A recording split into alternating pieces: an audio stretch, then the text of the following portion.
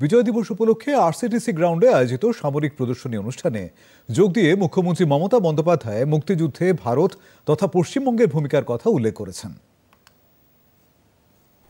আজকে আপনারা বিজয় দিবস পালন করছেন এবং মুক্তিযুদ্ধে যারা অংশগ্রহণ করেছিলেন তাদের মধ্যেও কয়েকজন উপস্থিত আছেন।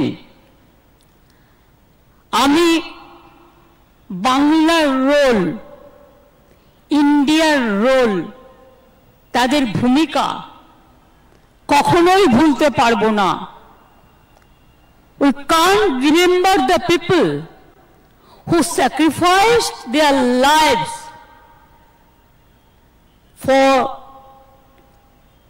Bangladesh freedom movement.